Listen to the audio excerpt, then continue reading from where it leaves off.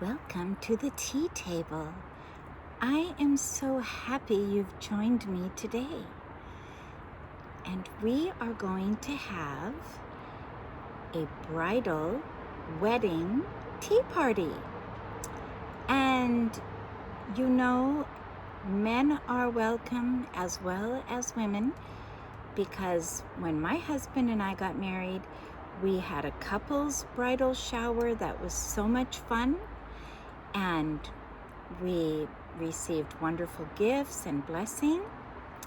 And I'm wearing white gloves today and a white hat. And I'm carrying a little white purse that can be worn as a shoulder bag or a little carry purse. And I don't know if you remember when we started our tea talks, it was 1 week before Easter. I believe it was Palm Sunday. And at that time, we were talking about the fact that in the olden days, women and men could wear white shoes and have light colored clothing. Women would wear white gloves and white hats at Easter.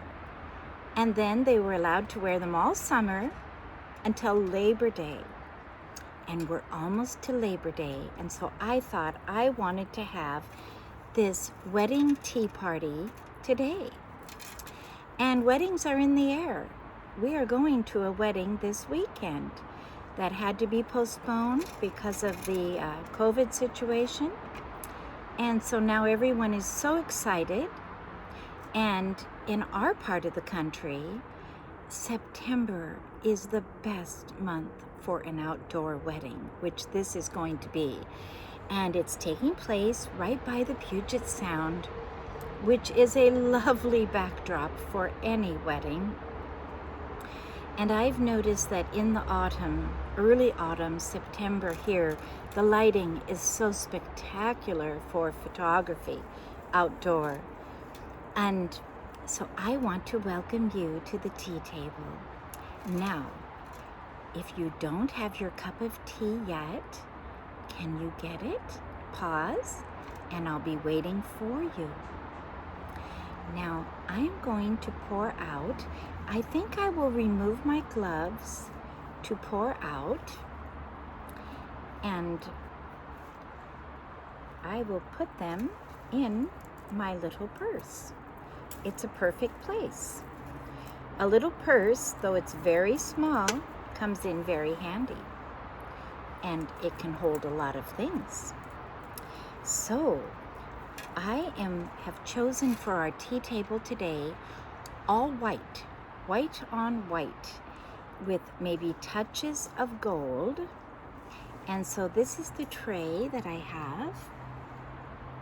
And the pot is actually a Polish, made in Poland pot, but it's almost all white. And the little creamer and sugar on either side are German and very vintage. Now, the cup and saucer I've chosen, I want to talk about. This is a little set, and I don't know really where it originates. But if you can look closely, do you see the design, how the gold kind of swirls around, and then on the cup, it'll kind of curl? This is an imitation of a china that I saw at Sissy's. This looks very Austrian. We talked about Sissy last week, and in Vienna is the Sissy Museum. And it's a phenomenal place to visit. All of her jewelry, her many outfits, her train car is there. She had her own train car. She loved to travel.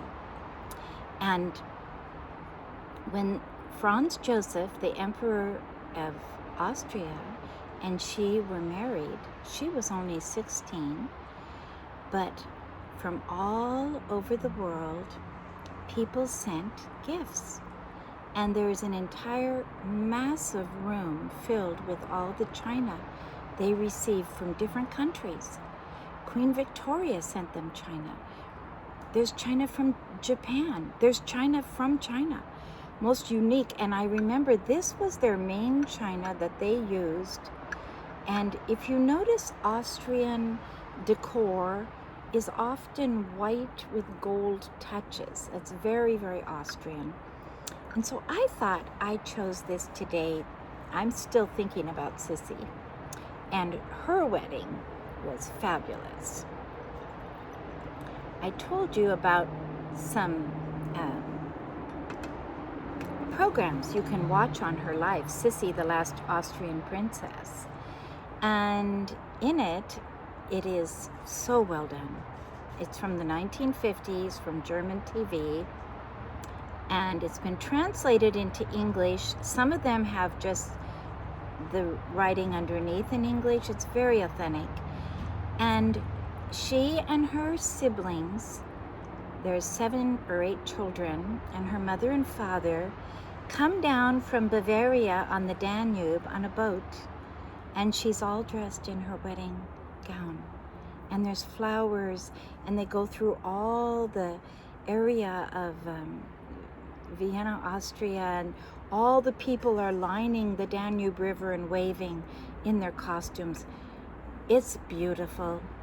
That was really a wedding. And now I'm going to pour a little splash of cream. And I added a little bowl I thought was just so sweet, a little golden white bowl. Now put whatever you want on your tea table. You can put whatever you want on your tea tray. It's your tea. Don't be afraid to experiment and add color. Now I'm going to take a little sip. Have your tea.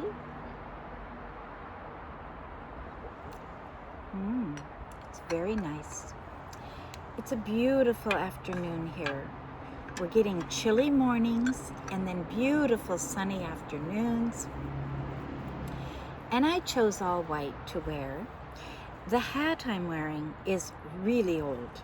I don't know where it came from. I don't know if it's something from my grandmother, an aunt. I have a few hats that I kept over all the years. This is one of them. I've rarely worn it. But in it, it says Paris and New York. And I think it's like something you would see in a 1940s movie. And I love it. It's fun. And I encourage you, when you have things that you love, keep them. Don't let people pressure you to give them away. If you love things that are classic, I believe in keeping them. I don't like throwing things away that are good and useful. And I think character is found in classic design. It's nice to have an antique in every room. And they don't have to match. Antiques all go together. This is what makes them so wonderful. You know, when you visit the great houses of England, and I remember particularly at Chatsworth, which is considered the largest, most grand manor house, and it is the Cavendish family, and they are still maintaining it, and they welcome in guests. It's on a huge acreage. It's very much like the Pemberley in Jane Austen's Pride and Prejudice. Very much like that inside, but on a much grander scale. It's hard to describe. But they describe their family as each generation adds something to the house. Each generation adds something to the collections and the properties.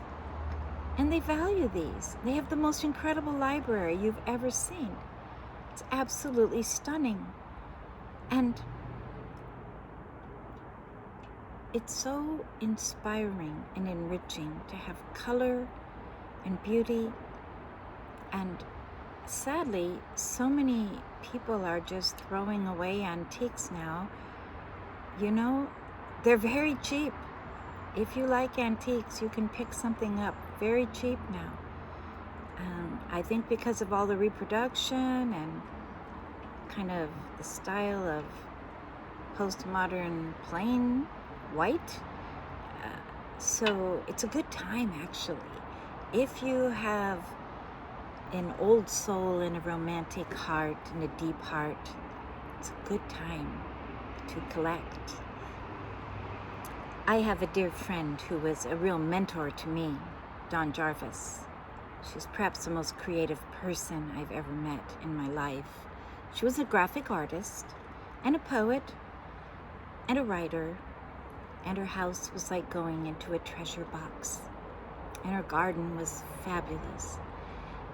And Dawn used to say, God is such an abundant God. He just blesses me with abundance. Isn't that beautiful? And she said, if you get weeds in your garden, the secret is plant more flowers. Don't try to pull everything out. Plant more. She also taught me a principle of art. She said, and she had discovered this on her own. She said, you know, every red goes together. She said, when I decorate a room, I'm finding I can put all kinds of shades of red together and they all complement one another. Isn't that wonderful? She had a darling sitting room with 2 red velvet sofas, small, that faced each other, and then she decided in the bookshelf right next to them to have all red books. And it was so inspiring, very fun. And I find that if people relax and think of what they really like and allow themselves to do what they really want to do, the creativity is over the top. Often people are living their lives pleasing what they think others expect from them, and they've never discovered their own color or tone. So, at this wedding tea, now for the little treat, I just brought little square cookies for the treat because this is a pre-wedding tea and everyone is watching their figure to try to fit in their wedding gown. So we're not going to have much now as we're getting ready for the wedding, okay? And our family are musicians, and we've done a lot of weddings. And one of the most beautiful weddings we played was down on the Puget Sound at the Alderbrook Inn. And a lot of weddings are held there. It's a very beautiful spot with a view of the Olympic Mountains and the Puget Sound. And when you have acoustic instruments, violin, cello, and actually we used guitar because they didn't have a piano available. And we had a whole little orchestra actually. And having that live music just waft over the water was so enchanting. So enchanting. And it was an international couple. The family was from Switzerland and Sweden. And so we tried to play songs of those countries, and they were all so appreciative. And weddings are just special, and we all miss them because for several years we haven't had weddings. And I know my son's wedding has yet to, he is married, but he had to postpone his wedding because of the COVID in California. And we had it all arranged, but it will still happen, and it will be beautiful. Well, I wonder, how was your week? How have you been doing or getting ready for back to school if you have little children? And I must tell you, I love my little tea children. There are so many of you now. And I got the most darling picture of 2 little children sitting outside having a tea with their grandmother. And they said they were inspired to do this because of the tea talk. Well, that just makes me so happy. So I encourage all of you, have your own tea parties, and garden tea parties are so nice. They really are. And then I had a little message come through, and I don't know who it is from. They saw my piano and they said, "Would you please play the piano?" And so I promise you I will soon. I couldn't do it today because I wanted to do this bridal tea party before Labor Day. We're trying to keep with the traditional standards, and we wanted to have white gloves and white trimmings. Well, I also had a very unique experience today. I had to go get my phone fixed at the Apple Store. Have you been there? Oh boy, get ready to wait. Lots of patience. I had to leave my phone. My screen had cracked. And I went over walking through Nordstrom's, met the most darling lady, and I saw this new, well, it's not new, but they're carrying it, a perfume line called Sicily. And it's spelled the same way as Sissy, and I saw it, and it said Orient Dupont, and it looked just like the Orient Express. And so she's going to give me information, and it's a Paris perfume, and it's so old world beautiful, the bottle. I mean, I'm going to research it and going to tell you about it, because it reminded me again of the Orient Express and Paris and all of the lovely things that came out of that express. Because when they went down to the Orient, they found these wonderful sandalbar, and the fragrances were possible and blended in a whole new realm. And we were talking, and she was saying, the Estee Lauder was a real lady.